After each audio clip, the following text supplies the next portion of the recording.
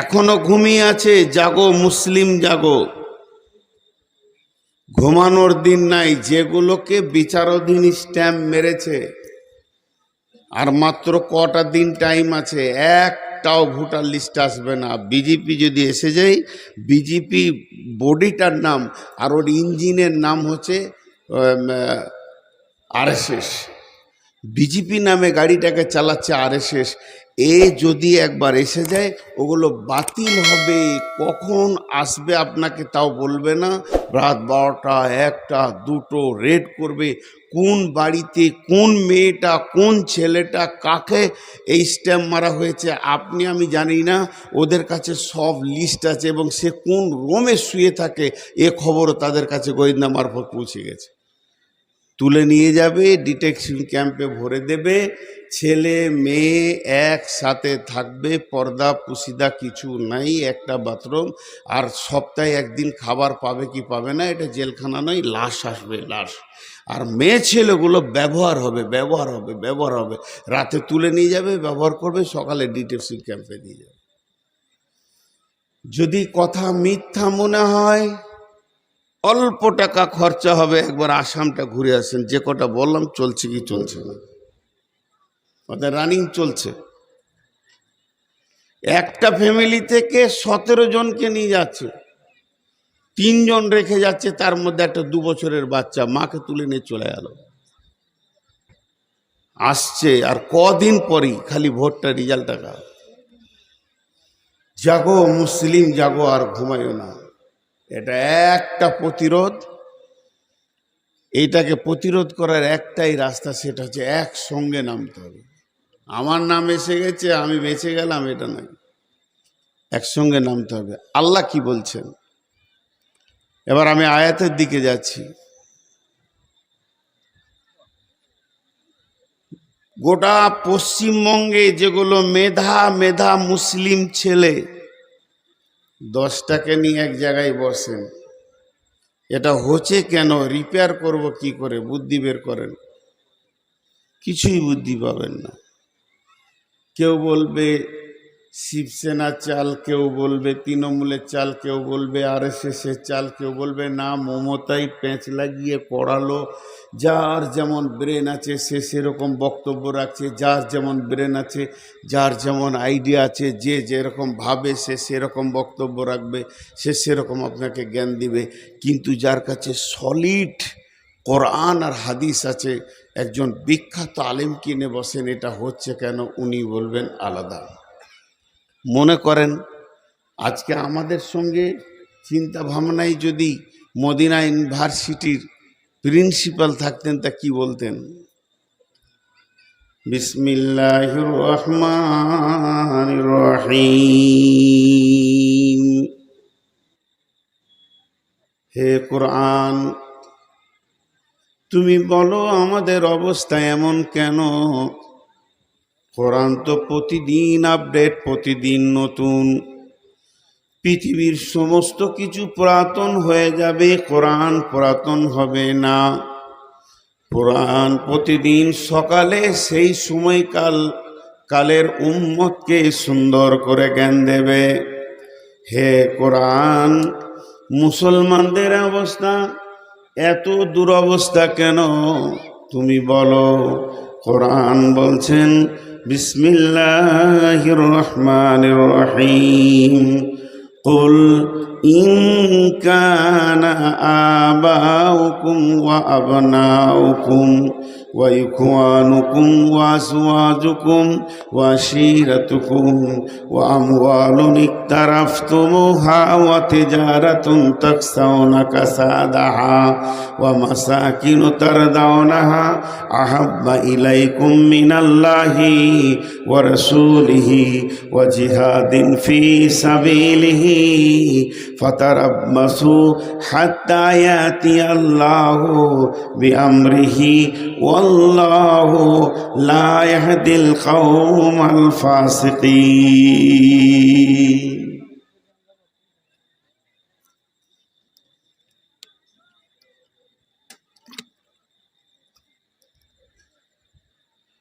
আল্লাহ তাবারক ওয়া তাআলা বলছেন, তোমাদের অবস্থা কখন এরকম হবে?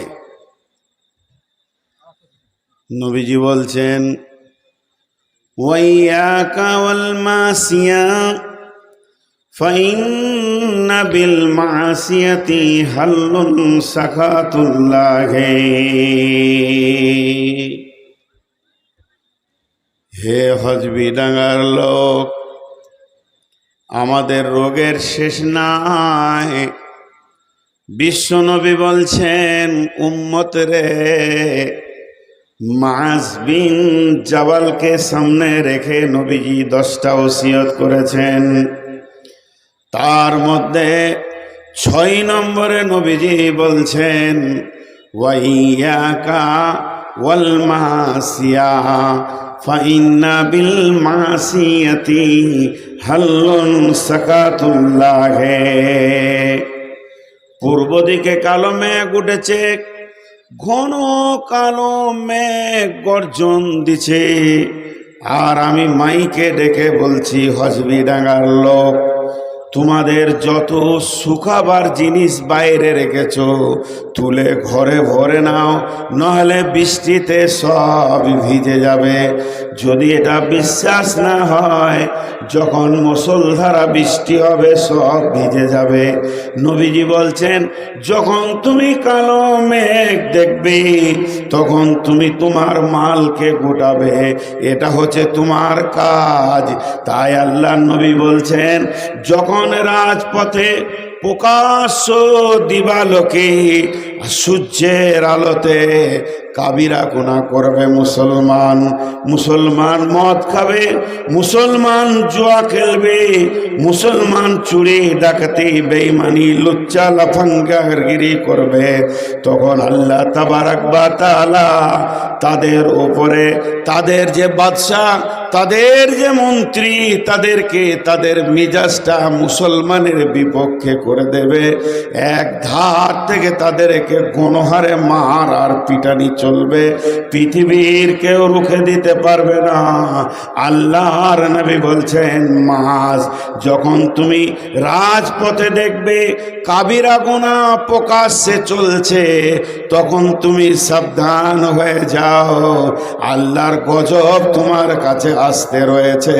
ওয়াইয়াকা ওয়াল মাসিয়া ফাইন্না বিল মাসিয়াতি হাল্লুন সাকাতুল্লাহি।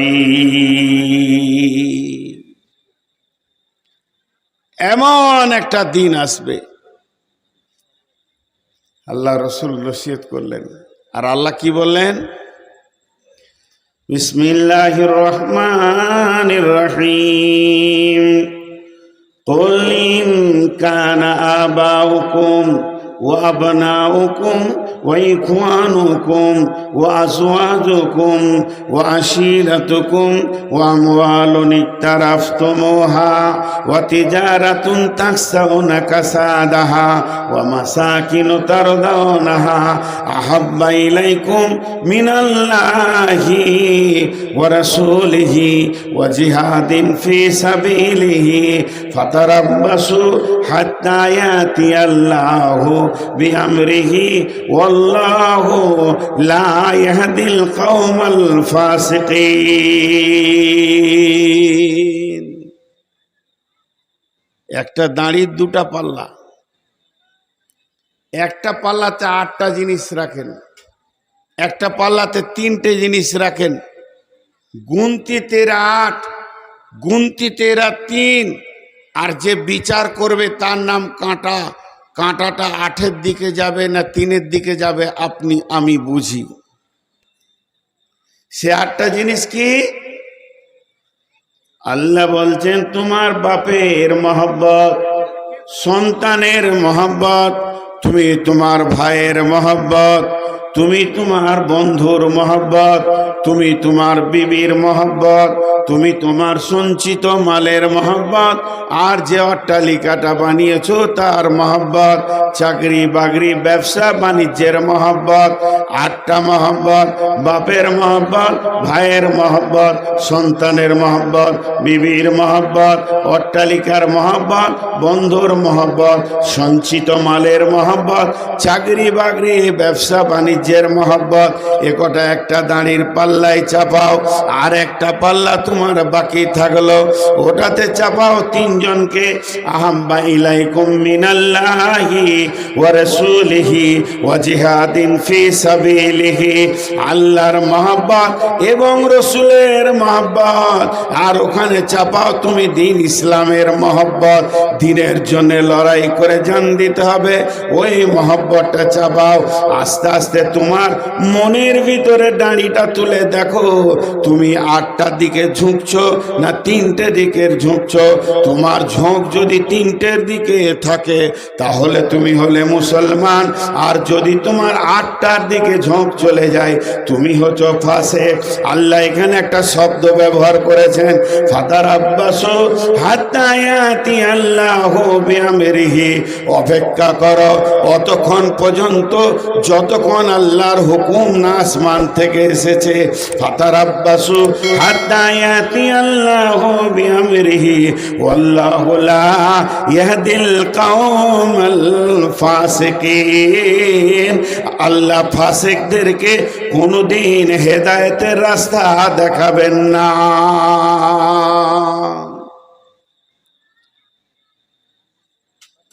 যতগুলি মানুষ বসে আছেন, এখন যদি আমি জিজ্ঞেস করি আপনাদের 3টের ওপরে মহব্বত বেশি না 8টার, সবাই বলবে 3টের। আল্লাহর ওপরে মহব্বত বেশি, রসুলের ওপরে মহব্বত বেশি, দিন ইসলামের উপরে মহব্বত বেশি। এইটা খালি মুখে বলবে, আর ভিতরে 8টার উপরে মহব্বত বেশি। আল্লাহ বলছেন, যখন আমার প্ল্যাটফর্ম ছেড়ে তোরা ওই 8টার পেছনে ঘুরবি, তখন তোদেরকে শাসন করার জন্য আমি তোদের পিঠে চামড়া তোলার লোক পাঠাবো। সূরা তওবার ভিতর থেকে আয়াত পড়ে শোনালাম। আমি ছাড়ব না। দিয়েছিলাম তোদেরকে বাদশাহী, দিয়েছিলাম তোদেরকে সুন্দর নোরানি তরিকা, সে তরিকা তোরা ছেড়ে দিয়ে চলে এসেছিস পথভ্রষ্ট রাস্তায়। আমি প্রথম যে আয়াতটা পড়েছি আপনাদের সামনে, সে আয়াতটা আসতে চলেছে। আজ এত অবস্থা খারাপ কেন? ছোট্ট মতো একটা উদাহরণ দিচ্ছি, খালি উদাহরণটা শুনেন। বেশি কিছু মুসলমানদের দেখতে হবে না, শুধু একটা বিয়ে বাড়িতে যান। একটা বিয়ে বাড়িতে লোক কিভাবে জমা হয়? আমার ছেলের বিয়ে, তাহলে আমার বিবির তরফে আমার শালারা এলো, ছেলের মামারা এলো, আমার তরফে আমার ভাই গোষ্ঠী বোন এসে হাজির হলো, ছেলের ফুপু এলো, চাচারা এলো। এই করে আস্তে আস্তে এক মেয়ের বিয়ে দিয়েছি, ব্যয় এলো, এক ছেলের বিয়ে দিয়েছি, ব্যয় এলো। ঘরটাতে 300-400 লোক জড়ো হয়ে যায়। একটা টাইমে 400 লোকের রান্না খাওয়া আনন্দ শুরু হয়ে যায়। ধ্যান দিবেন আমার উদাহরণটার ভিতরে, গোটা আয়াতটা ঢুকে যাবে এই উদাহরণটার ভিতরে। আমার জামাই এলো, 2টা বেটির বিয়ে দিয়েছি, আমার ছেলের বিটি দিচ্ছি, এই ভোজে সব হাজির হলো। বিয়ে বাড়িটা সাজানো হয়েছে, বিয়ে বাড়িতে খাওয়া দাওয়া হচ্ছে, রান্না বান্না হচ্ছে। আর 2টি মেহমান এসছে 2 জায়গা থেকে। হজবিডাঙ্গার মাদ্রাসার শিক্ষকদেরকে দাওয়াত করেছি, এগুলো আমার রসুলের তরফের মেহমান। সালাম বিবির তরফের মেহমান, বেটির তরফের মেহমান, ভাইয়ের তরফের মেহমান, আমার তরফের মেহমান। ঘরে 300 লোক হলো, মাত্র 5টা লোক এসেছে রসুলের তরফের মেহমান মাদ্রাসা থেকে। আর মসজিদের ইমামকে ডেকেছি, ও আমার আল্লাহর তরফের মেহমান। বিয়ে ঘর কোনো পরিমাণ বিয়ে শুরু থেকে শেষ পর্যন্ত দিন ইসলাম নাই না, বউ দেখাতে দিন ইসলাম আছে, বউ দেখতে গেছে, ছেলে গেছে, বন্ধু গেছে, আর কেউ আছে, আর কেউ আছে। এখান থেকে শরীয়তের বাইরে হাঁটা শুরু হয়েছে। হতে হতে মেহমানরা রাত্রিতে জমা হয়েছে, ওদের দোনে সিঁড়ি চলছে, লালো ঝলমল হয়ে গেছে। বাড়ি যেন একদম ছেলে মেয়ে অবাধ চলাফেরা চলছে। রাত্রিতে সমস্ত ব্যাচেলিয়ার ছেলে মেয়েদের অবাধ চলাফেরা চলছে। এরপরে বিয়ের দিনে প্যান্ডেল হলো, কোনো পর্দা নাই, মেয়েরা মাথা খুলে বেপর্দা ছেলেদের সঙ্গে খাওয়া দাওয়া করছে। তার মানে ওই বিয়েতে আমার শালা জায়গা পেল, আমার শালি জায়গা পেল, ওই বিয়েতে জায়গা পেল আমার নিজের ভাই, আমার বোন, আমার বোনাই, আমার দুখানা জামাই, আমার গোষ্ঠী যতজন ছিল সকলের জায়গা হলো। আর মাদ্রাসার আলিমরা পালিয়ে গেল। এরকম নোংরা জায়গায় থাকা যাবে না, নারী পুরুষের ভিতরে খাওয়া যাবে না। জায়গা পেল না কে? মাদ্রাসার মেহমান। জায়গা পেল না কে? মসজিদের মেহমান। ঘরটা যেন বিয়ের দাবিতে রয়েছে আমরা মুসলমান, আর চলাফেরাতে হয়ে গেছে ইহুদি খ্রিস্টান, আর ভাষাতে হয়ে গেছে গায়ের মুসলমান। এই মুসলমান আজকে বিলুপ্ত হয়ে গেছে। লাইট দিয়ে দিয়ে, লালটন দিয়ে খুঁজে খুঁজে, হজবিডাঙ্গা বলেন, পাথরডাঙ্গা বলেন, মুর্শিদাবাদ বলেন, বর্ধমান বলেন, তথা পশ্চিমবঙ্গ বলেন, একটা 100% মুসলমান খুঁজে পাওয়া যাবে না।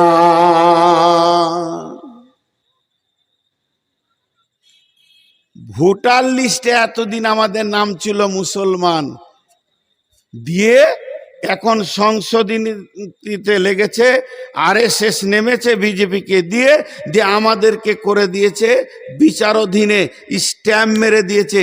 কিন্তু এর থেকে আরো 20 বছর আগে আল্লাহ আমাদেরকে বেমুসলিম স্ট্যাম্প মেরে রেখে দিয়েছে। আল্লাহর খাতাতে আমরা মুসলমান নাই।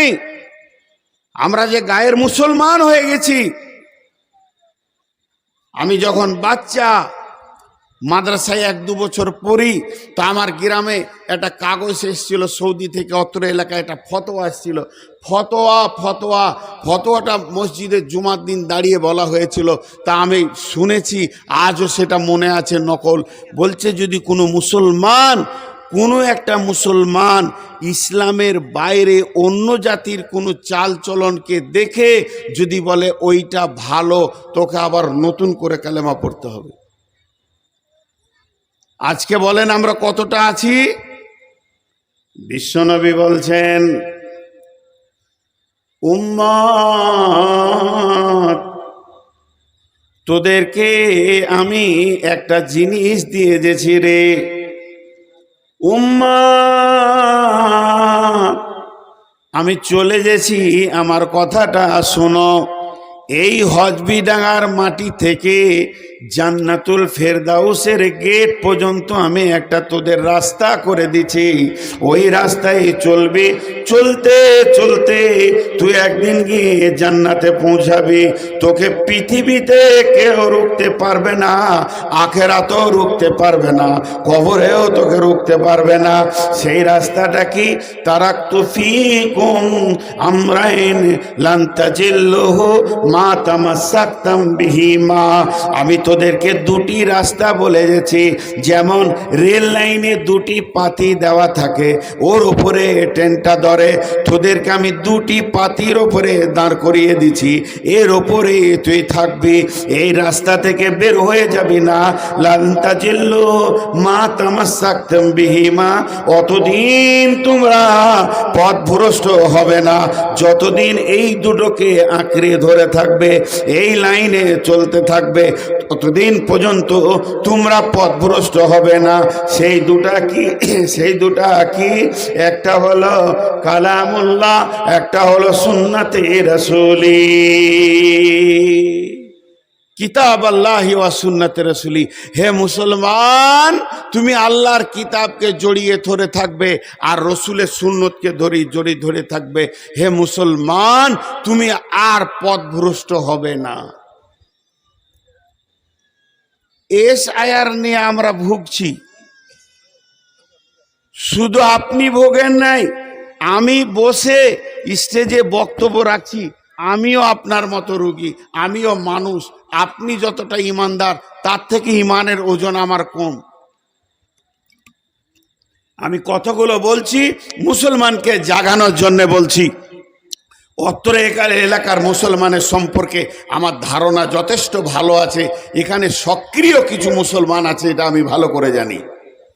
তো জাগানোর জন্য বলছি যে মুসলমান, তুমি যতক্ষণ এই দুটি রাস্তাকে জড়িয়ে থাকবে ততদিন পথভ্রষ্ট হবে না। একটা প্রশ্ন করব, ছোট্ট করে উত্তর দেবেন, চিল্লাতে হবে না। মা বোনেরা তো গল্প করেই যাচ্ছে, ওদের কোনো খবর নেই। আমি হাসার জন্য বলছি না। আজকে এসআইআরে আমার নামটা আন্ডার বিচারাধীন করে দিয়েছে। আমি টেনশনে পড়ে গেছি। আমাকে একটা সরকার খুব বেশি যদিও করে তো গুলি করে মেরে দেবে, ডিটেনশন ক্যাম্পে রেখে মেরে দেবে। কিন্তু আল্লাহ যদি একবার নামটা বেলাইনে করে দেয়, আল্লাহ যদি বলে তো আমার গোলাম নস, চিরদিন জাহান্নামে থাকতে হবে, এখান থেকে একটা জ্ঞান করেলেন। তা আমি একটা ছোট্ট প্রশ্ন করছি, আপনাদেরকে জোরে চিল্লাতে হবে না, হালকা করে উত্তর দেন।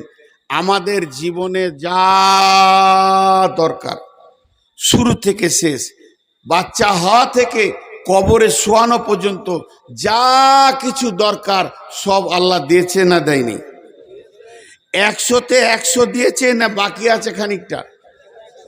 100-তে 100 দিয়েছে। এই মোবাইল বন্ধ কর, মোবাইল বন্ধ কর, তো আর রেকর্ড করবি না।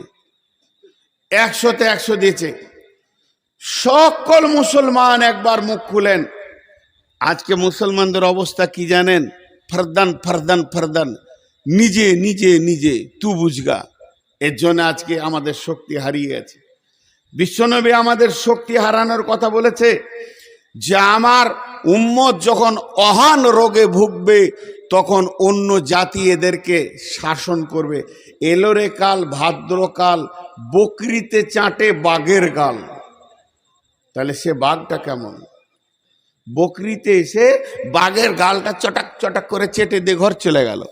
সে বাঘটা কেমন? জি, আপনাদেরকে দুটি কথা বলছি, তার আগে অঙ্কটা বলি। তাহলে আল্লাহ দিয়েছেন কত? 100-তে 100। 3 জন বললে, বাকি কটা বলেনি। এরা জেগে আছে। আমি যেটা প্র্যাকটিক্যাল দেখাতে চাইছি, আজ মুসলমানের শক্তি দেখেন, মুখ খোলার শক্তি নয়।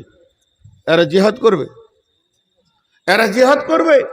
সামান্য একটা ভালো কথাই মুখ খুলতে পারছে না, কত দুর্বল। এ খবর পৌঁছে গেছে আরএসএসের কাছে, যারা সব দুর্বল হয়ে গেছে। প্রত্যেকটা উদাহরণ দিয়ে বলবো। তা আল্লাহ দিয়েছেন 100-তে 100। এখন বলেন, কোরআন আর মুসলমান পেছিয়ে চলে যান 1400 বছর, সাহাবীদের জামানায় চলে যান।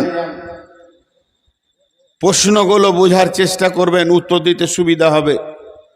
সাহাবা রাদিয়াল্লাহু মাজমাইনদেরকে সেই যুগের কাফের মুশরিকেরা প্রশ্ন করত, ওই এমন করে কথা বলতো, ছোট করে হিয়ানত করে হেকারত করে কথা বলতো, ওই তোরা কি করিস? ওরা উত্তর দিত, কোরআনে যা আছে আমরা তাই করি। তোরা কি করিস? কোরআনে যা আছে তাই করি।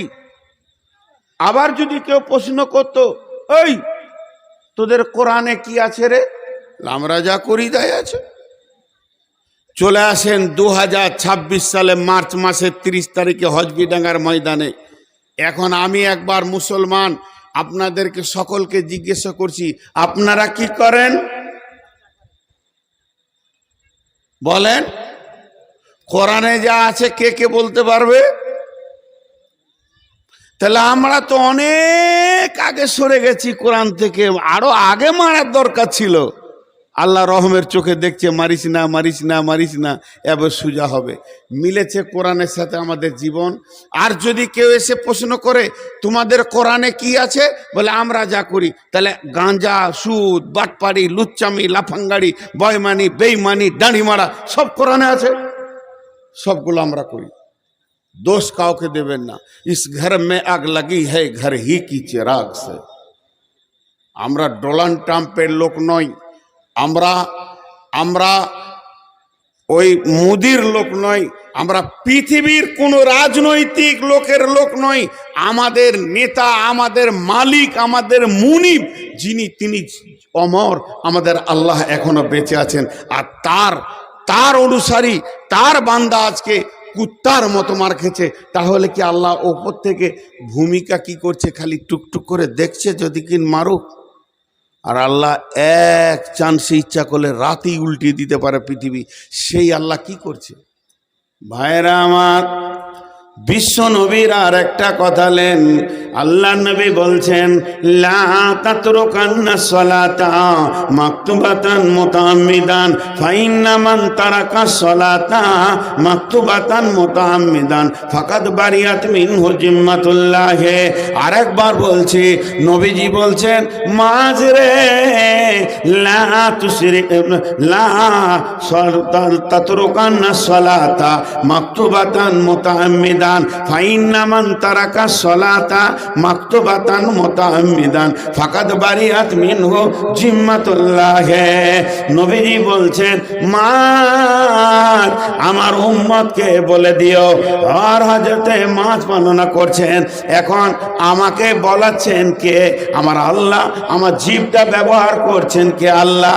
দেহটা নূর মোহাম্মদের, এটাও আল্লাহর গোলামের। মাইকটা কমিটির, আর আমাকে বলাচ্ছেন যিনি, তিনি আল্লাহ। হজবিডাঙ্গার লোককে আমাকে বলাচ্ছেন, এ নূর মোহাম্মদ, তুই আজকে ওখানে নারী পুরুষকে একটা কথা বলে দে। আল্লাহ নবী বলেছেন, লা তাতরুকান্না সলাতা মাকতুবাতান মুতাআম্মিদান। হে খবরদার, ইচ্ছা করে স্বইচ্ছায় সজ্ঞানে এক ওয়াক্ত ফরজ নামাজ ছেড়ে দিও না। মান তারাকা সলাতা মাকতুবাতান মুতাআম্মিদান ফাকাদ বারিয়াত মিনহু জিম্মাতুল্লাহ। মাঝরে বলে দিও, মুসলমান যখন ইচ্ছা করে এক ওয়াক্ত ফরজ নামাজ ছেড়ে দেবে, ইচ্ছা করে এক ওয়াক্ত ফরজ নামাজ ছেড়ে দেবে, আল্লাহ বান্দা বান্দা আল্লাহ, আল্লাহ বান্দা বান্দা আল্লাহ সম্পর্ক ছেড়ে যাবে। সহজ করে বুঝেন। আমি একটা মেয়েকে বিয়ে করেছি, সেই মেয়েটা আমার বিবি হালাল, তার সাথে আমার অন্তর্নিহিত সম্পর্ক কতটা, ওই মেয়েটাকে আমি বুঝি, ও আমাকে বোঝে। ওই মেয়েটার মাথায় ব্যথা হলে আমার বুকে ব্যথা হয়, মেয়েটার চোখের পানি এলে আমার চোখে ব্যথা হয়। মেয়েটাকে আমি এতটাই ভালোবাসি, সে যদি না খায় কোনো কারণে আমিও খেতে পারবো না। দুইজনা যেন বৈবাহিক জীবনে হালাল উপায় পন্থায় দুইজন প্রেমের রশিতে বাঁধা আছে। কিন্তু ওই মেয়েটি একদিন বিপদে পড়লেও আমার মনে শান্তি থাকবে না। আর ওই মেয়েটি যদি আমার সঙ্গে তালাক নিয়ে নেয়, আর তালাকটা যখনই ঘটে যাবে, তালাকের প্রসেস যখন কার্যকারী হয়ে যাবে, মেয়েটা অ্যাক্সিডেন্ট হয়ে গেলেও চোখে পানি আসবে না, মেয়েটা আছে না মারা গেছে আমার খোঁজ থাকবে না। এরই নাম হলো যত প্রেম তত ছাড়াছাড়ি। তো আল্লাহ যতদিন গোলামি করবে, ততদিন বান্দা সম্পর্কে আল্লাহ সম্পর্ক থাকবে। যেদিন গোলামি ছেড়ে দেবে, সেদিন আল্লাহর সাথে বান্দার সম্পর্ক কেটে যাবে।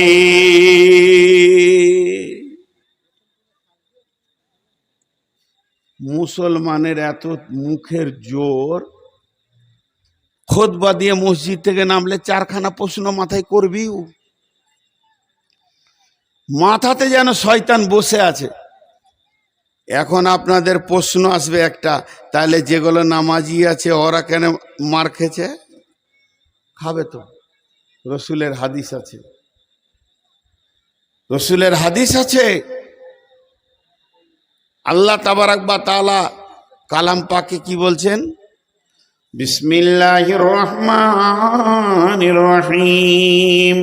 আল্লাহু ওয়ালিয়ুল্লাযীনা আমানু ইখরিজুহুম মিনাজ-যুলুমাতি ইলান-নূর ওয়াল্লাযীনা কাফারু আউলিয়াউহুমুত-তাগুতু ইখরিজুনাহুম মিনান-নূরি ইলাজ-যুলুমাত উলাইকা আসহাবুন নারি হুম ফিহা খালিদুন। এই জুলুম চারটা নতুন লয়, এই জুলুম অত্যাচারটা নতুন নয়। আর একবার বলছি, এই জুলুম অত্যাচারটা নতুন নয়, বহুত পুরাতন। কত পুরাতন? যেদিন আদমের জন্ম হয় ওই দিন থেকেই জুলুম অত্যাচার চলছে। মা বোনেরা, জালসা শেষ, বাড়ি চলে যান। সুবহানাকা আল্লাহুম্মা রব্বানা ওয়া বিহামদিকা আল্লাহুম্মা গফিরলি। যান, দোয়া পড়ে দিয়েছি, ঘর চলে যান। ওই বাড়িতে যেতে। হ্যাঁ, আজকে প্রথম নেই, এর আগেও তো আবার আনলে শুনে না তো। মেয়েদের প্যান্ডেল করবেন না, ওরা আসবে না। আবার কাছেই দিয়েছে, মুখ বন্ধ আছে। দেশে কি চলছে কোনো খবর আছে? আর যত দামি বেগুন নিয়ে আসেন চারটা ফুটে দেখাবে। কুবুদ্ধির শেষ নেই, স্বামী জ্বলাইতে হয় খালি ওইটাই জানে, আর বাকি দেশের খবর জানে না।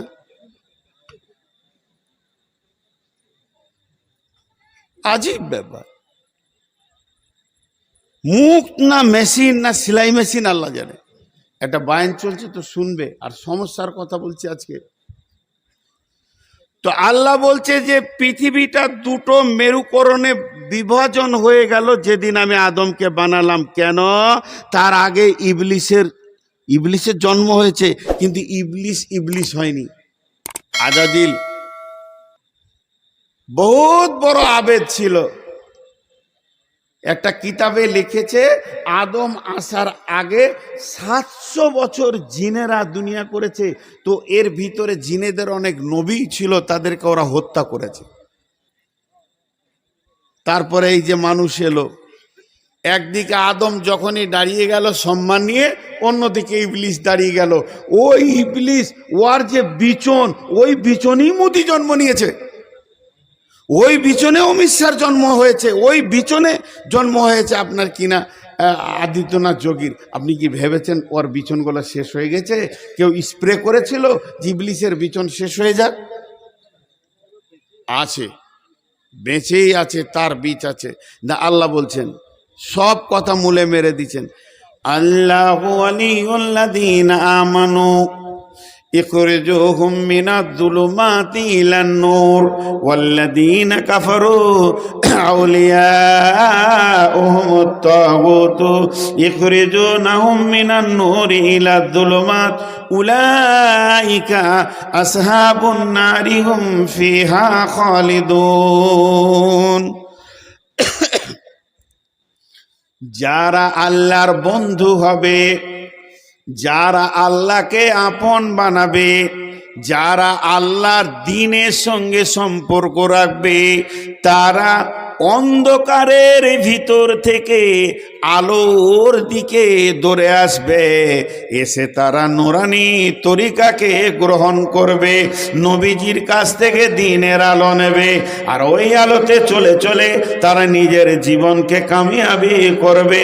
কিন্তু যারা কাফেরের সঙ্গে হাত মিলাবে, তগুত শৌকির সঙ্গে হাত মিলাবে, শয়তানের সঙ্গে বন্ধুত্ব করবে, তারা আলো পেয়ে আলো থেকে বেরিয়ে গিয়ে অন্ধকারকে গ্রহণ করে নেবে।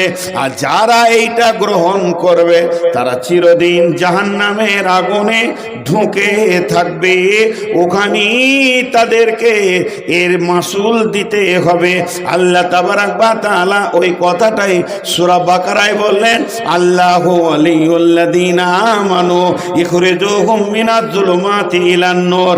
ঈমানদারেরা যারা আল্লাহর সঙ্গে আপোষ করেছে তারা অন্ধকার থেকে এসে আলোকে গ্রহণ করেছে।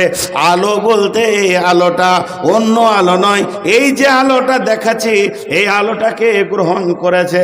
আর যারা বেঈমান কাফেরের সঙ্গে শয়তানের সঙ্গে হাত মিলিয়েছে, আপোষ করেছে, তারা এই রকম দ্বীনি নুরানি তরিকাকে ছেড়ে দিয়ে নিমজ্জিত অন্ধকারের দিকে দৌড়েছে।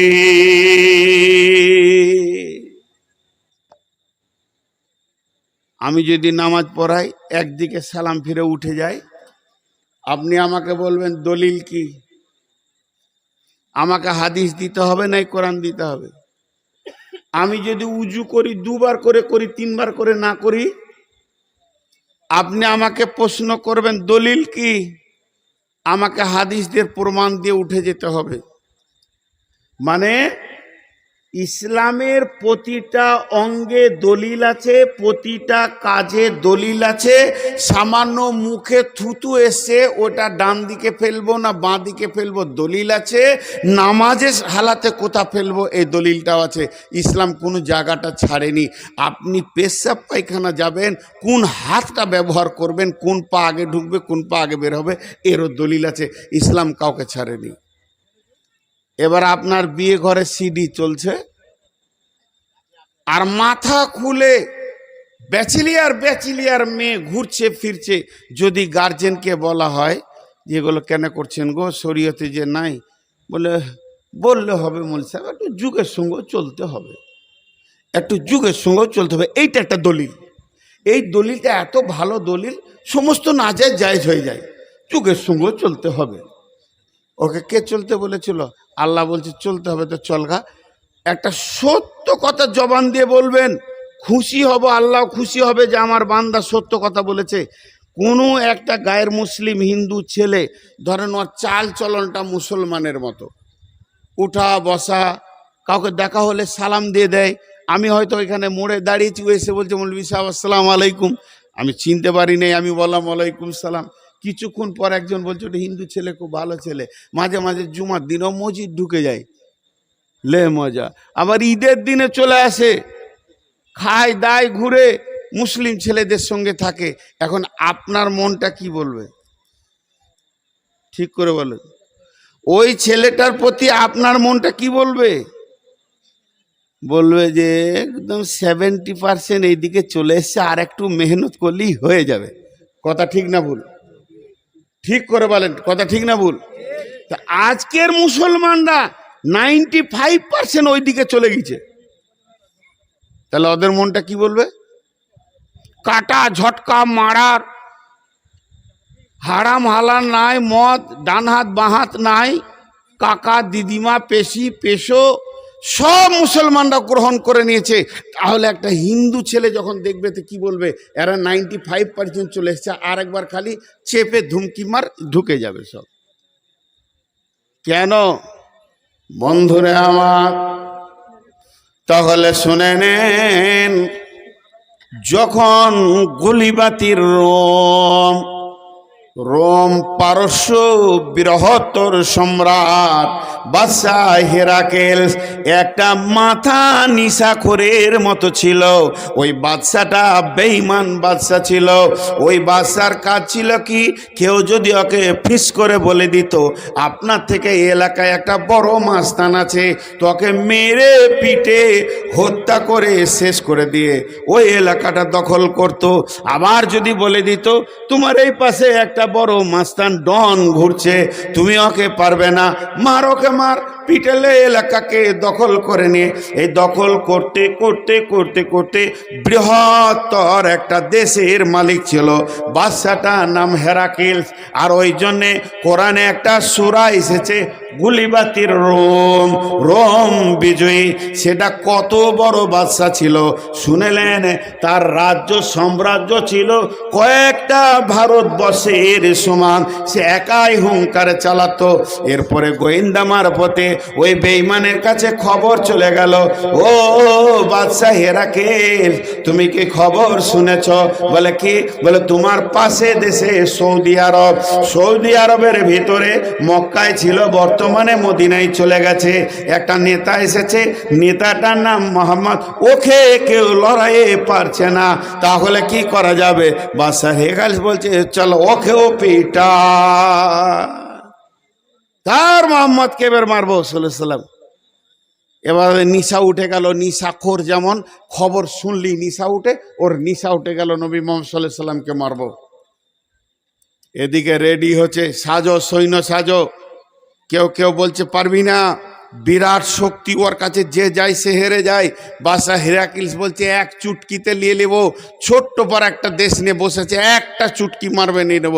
নবীজির কাছে গোয়েন্দা মারফত খবর পৌঁছালো মসজিদে নববীতে যে বাদশা হেরাকিলস রোম সম্রাট আপনাকে এখানে পরাজিত করবে, করে বিজয়ী তুলবে। এই নিয়ে তারা মানসিকতা তৈরি হয়েছে, সে তার সৈন্য দলবল তৈরি করছে।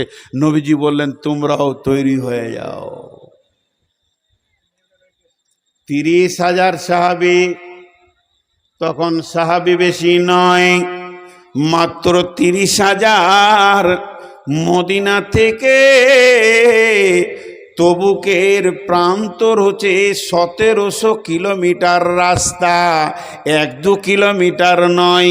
আর এখন রাস্তাগুলো পাহাড় কেটে সুলঙ্গ করে করে হাই রোড বানিয়ে দিয়েছে, যে 1700 কিলোমিটার হয়েছে। আর রসুলের জামানায় পাহাড় চড়ো নামো কিংবা পাহাড়ের গলিতে হাঁটো, আর পাথর ছিল না, রোড ছিল না, আর বালি খোঁচা পাথর রাস্তা দিয়ে হেঁটে যেতে হবে। শুধু তাই নয়, গরম। এমন সময় মুনাফিকরা ঘরে ঘরে বলতে লাগলো, যাস না রে, এত গরম সহ্য করতে পারবি না, 1700 কিলোমিটার হেঁটে যেতে হবে। আল্লাহ বললেন, হে নবী তুমি বলে দাও, এর থেকে জাহান্নামের আগুন আরো বেশি গরম, থাকবি না চলবি। দেখ এই 1700 কিলোমিটার হেঁটে গেলেন কয়জন সাহাবী? মাত্র 30,000।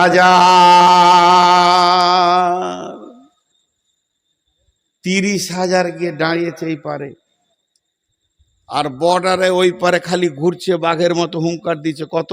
1.5 লক্ষ। 1.5 লক্ষ।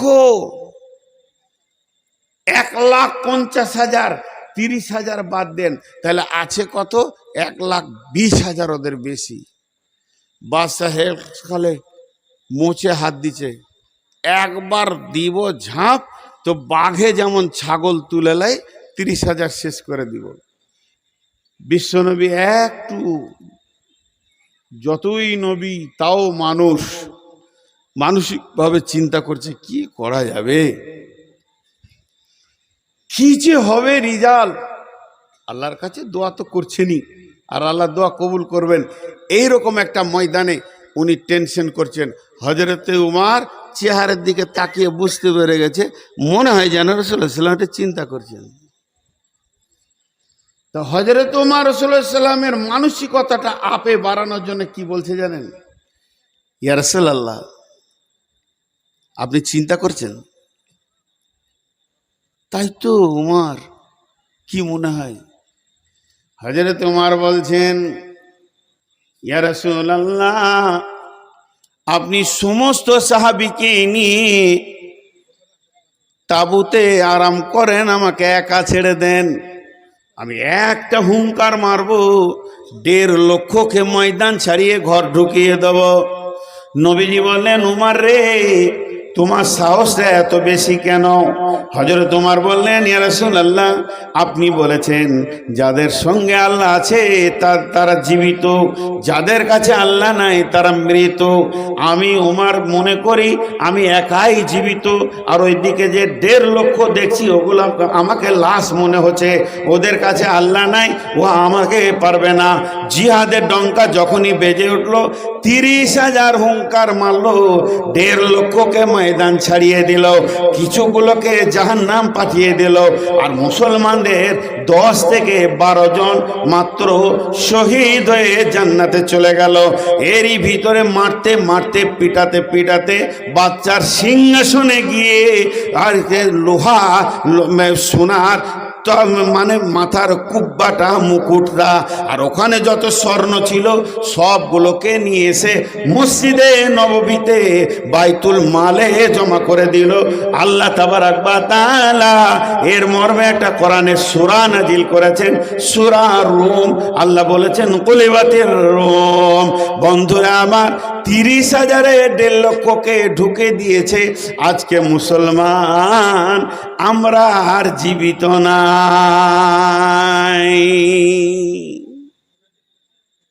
এখানে যতগুলো মুসলমান বেঁচে আছি, বসে আছি, একজন উঠে দাঁড়িয়ে বলতে পারবেন যে আমি আমার ব্যবহারে আমার আল্লাহ 100% রাজি আছে, আমি যা বলবো তাই হবে, আমার আল্লাহ আমার দোয়া কবুল করবে?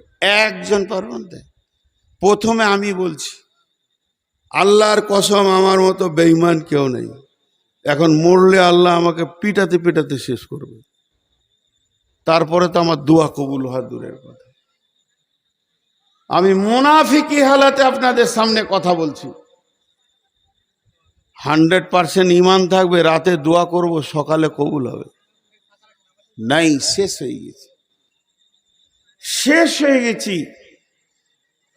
আমার ওস্তাদ একটা গল্প বলতেন, সেই গল্পটা আপনাদেরকে শোনাই। তার আগে আফসোসের কথাটা বলি, আমরা কোথা শেষ হয়ে গেছি।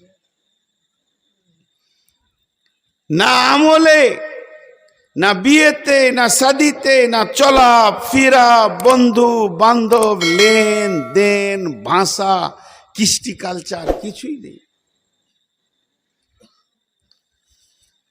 একজন বর্ধমানে মৌলানা, নাম করব না, আমাকে একটা ঘটনা শোনাচ্ছিল, তো আমাকে হাসি লেগে গেল শুনে।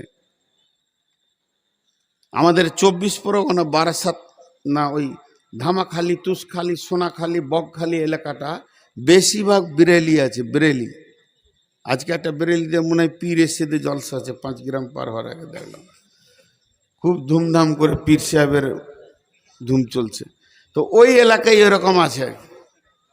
তো এইরকম যদি জালসা হয়, বিহারের দিকে দেখবেন জালসা হলে গজল বলার লেগে একটা হায়ার করে লোক আনবে। ওর খালি কাজ হচ্ছে গজল বলা। প্রথম দিকে 3টে বলে নিলে, তারপরে একটা করে বক্তা নামবে, একটা করে গজল বলবে। আমার আগে যে নামবে মাঝেও গজল বলবে, আমি বলতে দিই না, বলে তারা আমাকে বক্তে দে, তারপরে যা করবি করবে। আছে, তবে এরা ভালো গজল বলে, আইলা হাদিস লোক। আর ওখানে ঢোল তাবলা নিয়ে কাওয়ালি হচ্ছে, ভালো কাওয়ালি বলনেওয়ালা নিয়ে এসছে জাল সাথে গো। একটা করে বক্তা নামছে, একটা করে কাওয়ালি হচ্ছে। বেরেলি মাল কি করবে, ওরা তো ঢোল তাবলা নিয়ে পড়ে আছে সারা জীবন। তো আমাদের বর্ধমানের একজন বক্তা চলে গেছে ওখানে, ও কিন্তু আসলে বেরেলি লাই। গিয়ে ও অবাক, ওই স্টেজে বসে আছে আর এখানে কাওয়ালি চলছে, টুমটুম করে ঢোল তাবলা হারমোনিয়াম যা বাজাইতে হয়। কাওয়ালিতে কি বলছে জানেন? কাওয়ালিটা শুনেন।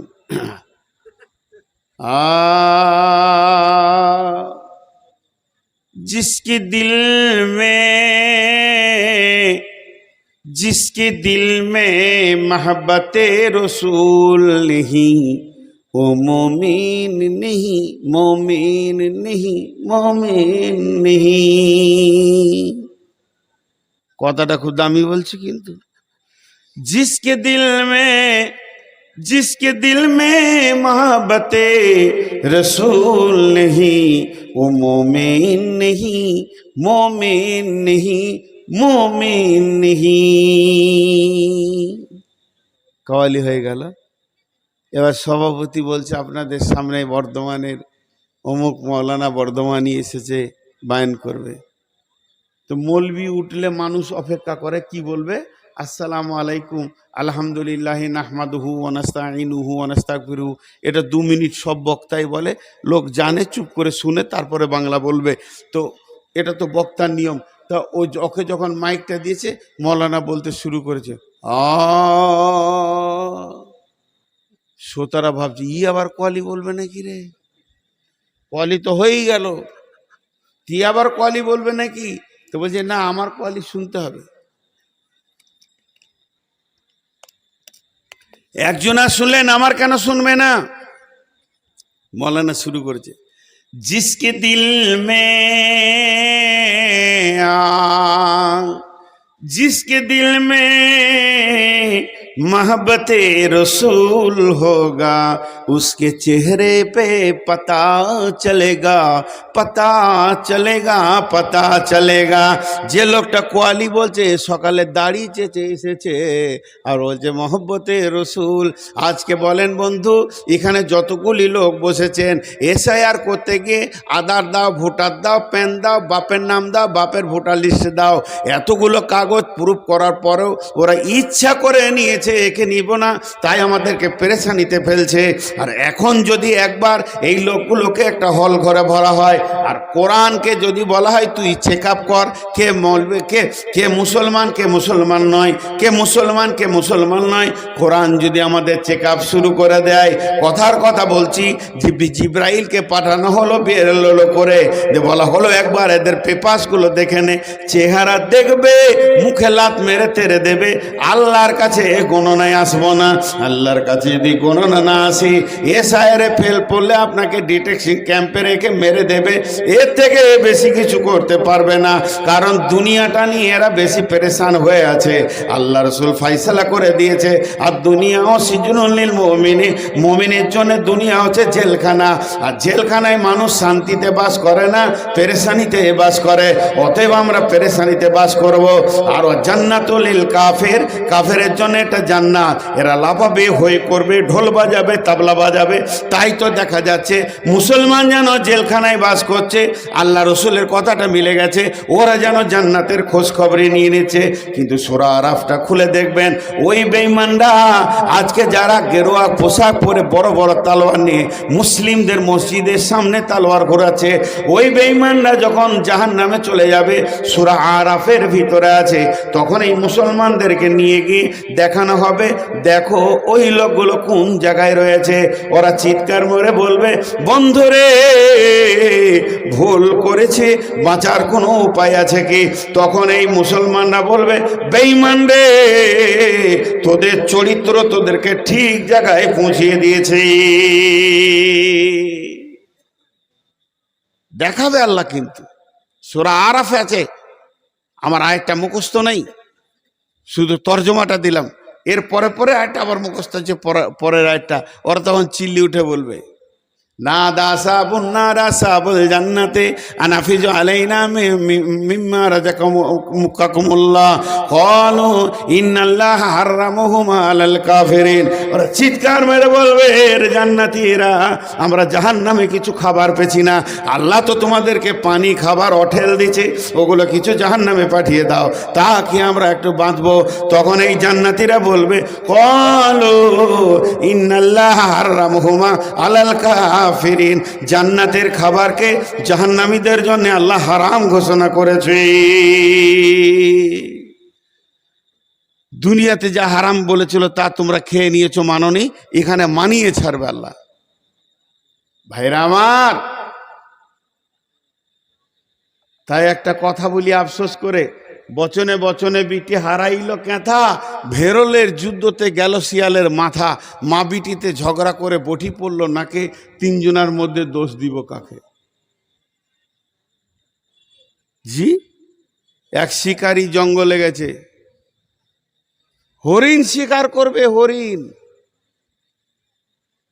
গোটা জঙ্গল ঘুরে ক্লান্ত হয়ে গেছে, খালি হাতে ঘর যাব, দেখতে একটা গাছের নিচে ঝোপে দুটো ছোট ছোট বাঘের বাচ্চা, 1 দিনের বাচ্চা কি 2 দিনের বাচ্চা, বাঘের বাচ্চা রয়েছে, ওই বাঘের বাচ্চাটা নিয়ে ঘর চলে এলো। বাঘের বাচ্চা মানুষের কোলে ঘর চলে এলো। 1 মিনিট ধ্যান দেন, 1 মিনিট। এবার মানুষের উঠার টাইম হয়ে গেছে, মনে মনে ভাবছে তুই থাক আর তোর বাপ থাকুক, আমি জানলাম। বাপজিরা, জালসা কমিটিকে একটা কথা বলে বলে ক্লান্ত হয়েছি, পারি নাই, এখন ছেড়ে দিয়েছি। 12টার পরে জালসা করবো, এই নিয়তটা করিয়েন না। এখানে একটা কথা বলবো, আমি ভুলে গেছিলাম, মাথা থেকে সরে গেছিল, একটু ধ্যান দেন, এই উদাহরণটা পর বলবো। আর এই যে উঁচু করেছে, উঁচু জালসার 1.5 ফুট যদি উঁচু হয়, ওতে বক্তাদের বক্তব্য ভালো জমে, শ্রোতা বক্তা। এইখানে কাছে যে কটা বসেছে সব ঘাড়ের অসুখ হয়ে যাবে, কালকে মালিশ করবেন এখানে, এমনি করে আসমানের চাঁদ দেখছি। হ্যাঁ, আমি দেখছি তো, আপনারা একবার করে ঘাড় নামাচ্ছেন, নাহলে এমনি করে তাহলে ঘাড় ধরেই যাবে। বুঝে না, বহুত বলেছি। আর এই স্টেজ উঁচু করে শুধু এই এরিয়াটা। মালদাতে আপনাদের ডবল লোক হয়, কিন্তু 1.5 ফুট উঁচু। 1.5 ফুট আর এটা 1.5 ফুট, 3 ফুট হয়ে গেল। আমি বসলে মুখামুখি সামান লাগবে, কিন্তু এটা যে উঠলাম, তা আমার তো মনে হলো 2 তলা পেরিয়ে গেল নাকি। তাই আমি আবার ওই একে বললাম ভাইকে যে লিফট লাগাতে হতো, লিফট ভালো হতো। এগুলো ভুল। তো আমি যে উদাহরণটা দিচ্ছি, কি বাঘের বাচ্চাটা নিয়ে বাড়ি চলে গেল, বাড়িতে গিয়ে ওর মাথা খুলেছে যে বাঘ তো খোয়া যাবে না, হারাম, তাহলে একে রাখবো কোথা? ওর ভেড়া আছে মেলায়, ভেড়ার দলে ভরে দিয়েছে। বাচ্চাটা কার? আর মানুষ হচ্ছে কোথায়? ভেড়ার দলে। বাঘের বাচ্চা ভেড়ার দলে। এবার ভেড়ার দলে মানুষ হচ্ছে, ওর 1-150 ভেড়া আছে। যখন এদিকে কুঁতা মারে ওইদিকে লাগে, ওইদিকে কুঁতা মারে এদিকে লাগে, এই করতে করতে করতে করতে ও বড় হচ্ছে। ইনি কেন বসছেন জানেন তো? কেন বলে দা? আমি জানি কেন বসেছে, চোখ মুজে বলে দেবো, আর 100% ঠিক হবে এটা, কিন্তু কোনো লাভ নাই, কোনো লাভ নেই। আস্তে আস্তে বেশ বড় হয়েছে বাঘের বাচ্চাটা, কিন্তু গুঁতা খেঁকে বড় হয়েছে। একদিন ওই শিকারী ওই বাঘের বাচ্চা সহ 150 ভেড়া নিয়ে জঙ্গলের ধারে চড়াতে গেছে। সব ভেড়া চড়ছে, আর বসে বসে বসে বসে জাল বুনছে, বসে বসে জাল বুনছে, আর দেখছে সব ভেড়া ঠিক আছে। কিন্তু একটা জঙ্গলি বাঘ, ও জঙ্গলে মানুষ হয়েছে, ও নিয়ত করেছে আজকে একটা ভেড়া খাবো, খাবো তা খাবো, একটা বড় ভেড়া নিয়ে পালাবো। দৌড়ে এসে আও করে বড় ভেড়া বলে ওই বাঘটাকেই ধরে ফেলেছে। আর বাকি যে 150 ভেড়া ছিল, ওরা একটা শব্দতে বাড়ি ঢুকে গেছে। ওকে যখন থবা মেরেছে, কামড়াতে যাবে, তখন দেখছে যে আমার মতোই গায়ে চাকা চাকা দাগ, আমার মতোই বাঘ। তো ভেড়ার দল এখানে আর মাথা কাজ করছে না, এর মাথা মনে হচ্ছে রাঁচিতেও কাজ হবে না, ফেল হয়ে গেছে। কি ব্যাপার? তো ওকে তখন ছেড়ে দিয়ে বলছে, এই তুই বাঘের বাচ্চা, আমার মতো বল, আও। ও বলছে শেষ। অনেকক্ষণ থেকে ট্রেনিং করলো, হলো না। শেষকালে ওরা কানটা ধরে নদীর ধারে নিয়ে গেল, বলছে দেখ, এবার ওকে জালসা করছে। তোর গোঁপ আছে, আমারও গোঁপ আছে, তোর 2 পাটি দাঁত আছে, আমারও দাঁত আছে, তোর পায়ে থবা আছে, নোক আছে, আমারও থবা আছে, তোর গায়ে যেমন দাগ আছে আমারও দাগ আছে। আর আমি একটা হুঙ্কার মেরে দিয়েছি, 150 ভেড়াকে ঘর পাঠিয়ে দিলাম। তুই হতবাগা থেকে গেছিলি, আর তুই ভেড়ার ভিতরে রয়েছিস। তুই যদি আমার মতো একটা হুঙ্কার মারিস, 150-200 ভেড়া ময়দান ছেড়ে দেবে। একবার আমার মতো তুই বল, আও। ও তখন বলছে ম্যা। তখনই মাথায় হাত দিয়ে বলছে, হতভাগারে এলো রে কাল ভাদ্র কাল, ভেড়াতে চাটে বাঘের গাল। তোর জীবনে এই ঘটনাটা ঘটলো কেন? তুই বাঘের বাচ্চা, মানুষ হয়েছিস ভেড়ার ভিতরে, এই জন্যে তোর সত্তাটা হারিয়ে গেছে। তুই কোন সত্তার মানুষ তুই নিজেকে আর বুঝতে পারছিস না। আর মুসলমানের বাচ্চা বাঘের বাচ্চা, এ হলো উমারের বাচ্চা, এ হলো আলীর বাচ্চা, এ হলো খালিদ বিন ওয়ালিদের বাচ্চা। একটা হুঙ্কারে 1.5 লক্ষকে কাঁপিয়ে দেবে। কিন্তু এরা নিজেদের জায়গাটা ছেড়ে দিয়েছে, মসজিদ মাদ্রাসায় বসা ছেড়ে দিয়ে এরা চায়ের দোকানে, ক্লাবে, আড্ডাতে, তাসে, জুয়োতে, লুডুতে, দাবাতে বসে বসে বসে বসে বসে বসে বাঘের সত্তাটাকে হারিয়ে দিয়ে ভেড়ার থেকেও নিচে চলে গেছে। এখন শাসন করছে এদেরকে, যাদের কাছে কোরআন নাই, যাদের কাছে হাদিস নাই, যাদের কাছে শক্তি নাই, তারা এদেরকে পরিচালনা করছে। এটা বড় দুর্ভাগ্যের বিষয়। বাঘের বাচ্চা আজকে ভেড়ার থেকেও নিচে চলে গেছে। শেষ হয়ে গেছে আমাদের সত্তা। আজকে যদি আমরা চায়ের দোকানে আর তাসের আড্ডা আর লুডু দাবা ছেড়ে দিয়ে বাঘের মতো সত্তা নিয়ে দাঁড়িয়ে থাকতাম, তা আমি আলীর বাচ্চা, আমি হজরত ওসমানের বাচ্চা, আমি খালিদ বিন ওয়ালিদের বাচ্চা, আমার বাপের নাম হজরত উমর, আমরা একটা হুঙ্কার মারব তো এলাকা জয় হয়ে যাবে। কিন্তু শেষ করে দিয়েছি। জি ভাই, ওহান রোগটা কি? সাহাবীরা প্রশ্ন করলেন ওহান রোগটা কি? আল্লাহ রসুল বললেন হুব্বুদ দুনিয়া কারাহিয়াতিল মত। হুব্বুদ দুনিয়া কারাহিয়াতিল মত। বাংলায় বলি, পৃথিবীকে প্রেম করবে, মতকে ভয় করবে এই জাতি, তখনই এদেরকে ধ্বংস হতে হবে। এই জাতির গুণ কি ছিল? আমাদের পূর্বপুরুষের গুণ কি ছিল? মতকে স্বাগতম জানাতো, এসো এসো এসো, তৈরি, আমি শহীদ হতে তৈরি। জি, আল্লাহ রসুল বলছেন অমুক জিহাদে কে যাবে? ইয়া রাসূলুল্লাহ, আমার নামটা প্রথমে দেন, আমি শহীদ হব, আমি শহীদ হব। আব্দুল্লাহ জুলবাতে যাইন কি আল্লাহ রসুল যখন ঘাড়ে হাত দিয়ে দোয়া করে দিলেন, এই আল্লাহ, কাফের বেঈমান মুশরিকের জন্যে আমি আব্দুল্লাহ রক্তকে হারাম করে দিলাম। উনি ডুকরে কেঁদে উঠলেন আর বললেন, রাসূলুল্লাহ, আমি শহীদ হওয়ার জন্য রেডি হয়ে আছি, আর আপনি আমাকে এই দোয়া করে দিলেন। আল্লাহ রসুল হালকা করে বললেন, তুমি বিছানাতে মরলেও শহীদের দরজা পাবে। তোমার যাতে ইসলামের ব্যাপারে তুমি বিছানাতেও মরলেও তুমি পাবে। আজকে মুসলমানদের ভিতরে রগ কেটে গেছে, আমার পায়ে মশা লেগেছে, হাতকে খবর নাই, মশা লুটে লিছে পাটাকে, আর হাতে মশা লেগেছে, পাকে খবর নাই, দাঁতে ব্যথা উঠেছে, পা ডাক্তারখানা যাবে না, বডি যেন কাজ করছে না, এ বডি আর কাজ করছে না। তো মুসলিম নামে বডি, যাদের নামগুলো এসআইরে এসে গেছে তারা আনন্দিত, কিন্তু যাদের আসে নাই তারাই খালি মশা তাড়ছে। তো এদের আর কোনো রেসপন্সিবিলিটি নাই। এক হয় আগে ভোটার তারপরে ভোট, এটা হতে পারছে না। কেন? কেটে গেছে। আর মওতের খবর শুনলে এরা ভয় খেয়েছে, ভয় খেয়েছে।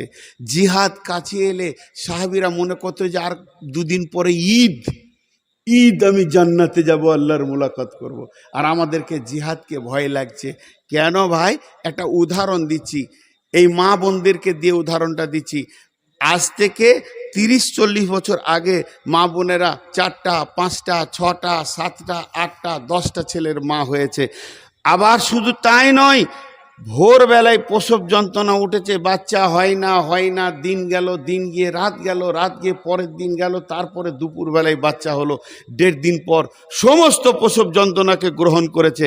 এখনকার মেয়েদের প্রসব যন্ত্রণাকে নেওয়ার ক্ষমতাই নেই, খালি দেখছে যে কবে ডেট, কবে ডেট। ডেট দিয়েছে 3 তারিখ, ও 1 তারিখে যে শুয়ে আছে বেটে, যে এ প্রসব যন্ত্রণা লোব না।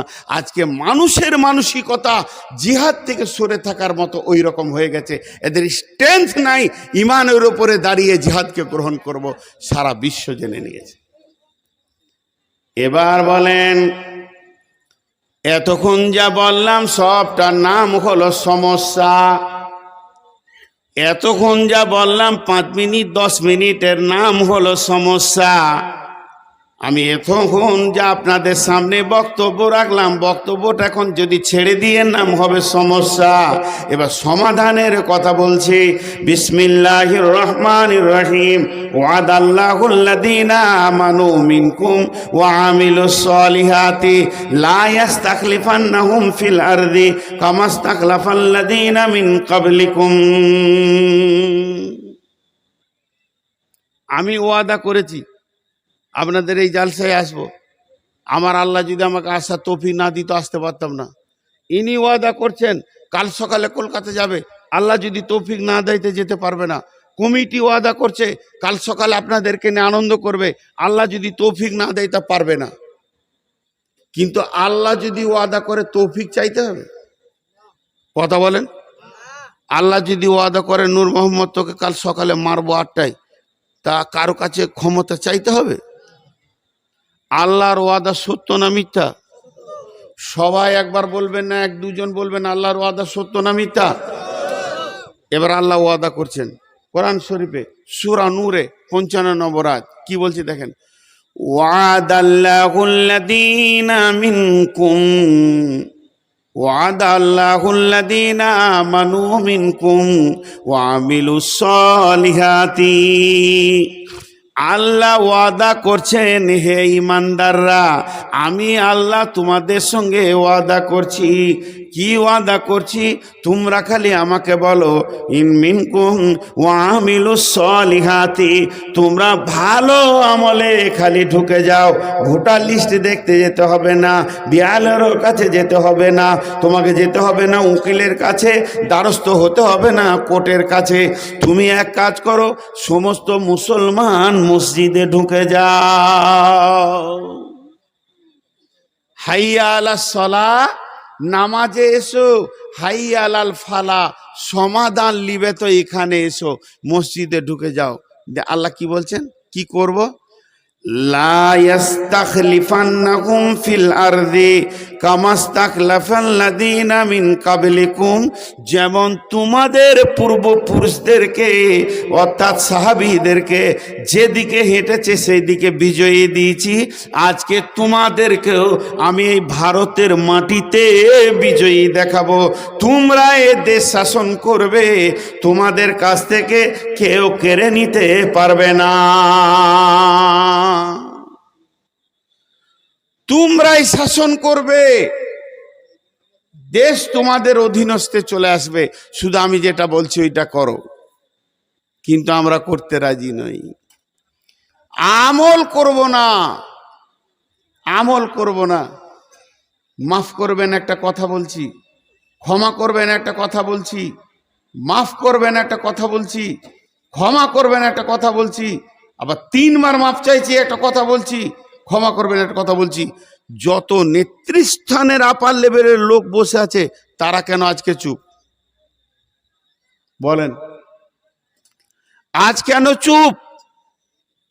তারা মুখ খুলছে না। তাদের মধ্যে 2টো গ্রুপ তৈরি হয়েছে। একটা গ্রুপ টিএমসিতেই থাকবে, আর একটা গ্রুপ খালি ভাবছে যে কালকে যে একবার দেখা করব নাকি বিজেপিকে, ওইদিকে ঢুকবো নাকি, এরকম একটা টেন্ডেন্সি তৈরি করেছে তারা। জি, শেষ হয়ে গেছে। আল্লাহর একটা ছোট্ট সূরা বলছেন আমাদের কাছে, 2টি আয়াত বাদ দিয়ে 2টি আয়াত বলছি। বিসমিল্লাহির রহমানির রহিম।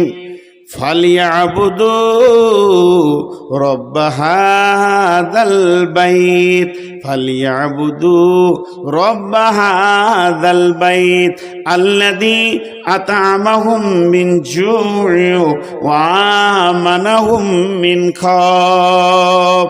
বর্তমানে যে ঘটনাটা ঘটেছে পশ্চিমবঙ্গ জুড়ে চলছে, এটা বিজেপিকে দোষ দেবেন না, আরএসএসকে দোষ দেবেন না, তৃণমূলকে দোষ দেবেন দেবেন না, কোন রাজনৈতিক দলকে দোষ দেবেন না। আল্লাহ বলছে শোন, ফালিয়াবুদু রাব্বা হাযাল বাইত, এই যে ঘরটা রয়েছে মানে মসজিদের দিকে আঙ্গুল তুলে আমি বলছি, কাবাকে কেন্দ্র করে আয়াতটা নাজিল হয়েছে। এখন প্রত্যেকটি মসজিদের দিকে আঙ্গুল দিয়ে এই আয়াতটা পড়া যাবে। এই ঘরের মালিকের নাম মাস্টার, এই ঘরের মালিক ডাক্তার, ওই ঘরের মালিক হলো হাজি, এই ঘরের মালিক হলো গ্যাজি মিস্ত্রি। ওই ঘরটা কার না? ওই ঘরটা হলো আমাদের গ্রামে প্রাইমারি মাস্টারের। আর মসজিদের দিকে যদি আঙ্গুল তুলি, এই ঘরের মালিকের নাম কি? সকলেই বলবেন আল্লাহ। তো আল্লাহ বলছেন ফালিয়াবুদু রব্বা হাযাল বাইত, এই ঘরের মালিকের তোমরা ইবাদত করো। আল্লাযী আতামাহুম মিন জু'ইন ওয়া আমানাহুম মিন খাওফ, ওই ঘরের মালিক তোমাকে পৃথিবীতে দুইখানা জিনিস দেবে। আখিরাতের কথা বলছে না, পৃথিবীতে দুটা জিনিস দেবে। একটা জিনিস হলো কি, আল্লাযী আতামাহুম মিন জু'ইন ওয়া আমানাহুম মিন খাওফ, তোমার যখন অভাব চলবে এই ঘরের মালিক তোমাকে সচ্ছলতার ডালি দিয়ে ভরে দেবে। আর যখন তুমি অভাবগ্রস্ত হবে সচ্ছলতা দেবে। আর তোমাকে যখন কেউ পেরেশান করবে, কোন দিক থেকে আক্রমণ আসবে, ওয়া আমানাহুম মিন খাওফ, এই ঘরের মালিক তোমাকে নিরাপত্তা দান করবে। ভাইয়া ভাইয়া, খালি একটা কথা বলছি, কোন রাজনৈতিক দলকে দোষ দিবেন না। আমি যত বকলাম সব কথার এক কথা, বিজেপি কিছুই করতে পারবে না, আরএসএস পারবে না, তৃণমূল পারবে না, যদি আমার আল্লাহ আমার সঙ্গে থাকে। ওকে সাথে নিতে হবে, মেন সাবজেক্ট ওটা। আর আল্লাহ যদি নারাজ হয়ে যায়, সারা পৃথিবীর মানুষ একদিকে হয়ে আপনার কিছু করে নিতে পারবে না। তো শুধু একটা কথা, যে আমরা তিনটে জিনিসকে মহব্বত করি। খুব হক কথা বলছি, ক্ষমা চেয়ে বলছি। এইখানে টেবিলে সন্ধ্যা থেকে এই পর্যন্ত কত কালেকশন আছে? 10 লাখ, 10 লাখ। জি, এখানে টাকা দিতে কষ্ট হবে, কষ্ট হবে। মুসলমান টাকা অন্য জায়গায় খরচা করছে। শেষ হয়ে গেছে আমাদের মাথাটা। ওই যে 2 লাইনে কবিতাটা বললাম, বচনে বচনে বিটি হারাইল কেথা, ভেরলের যুদ্ধতে গেল শিয়ালের মাথা।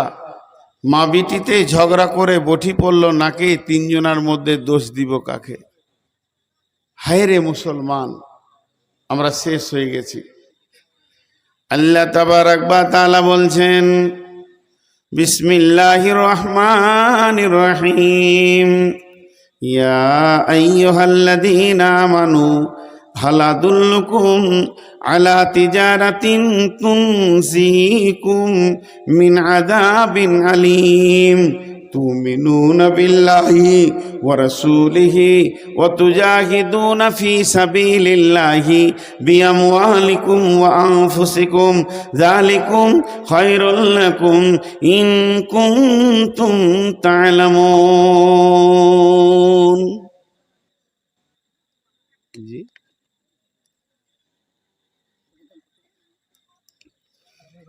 ওকে বকেছি, মাইকের সাউন্ডটা এত কমিয়েছে আমার কষ্ট হচ্ছে, দেয়নি।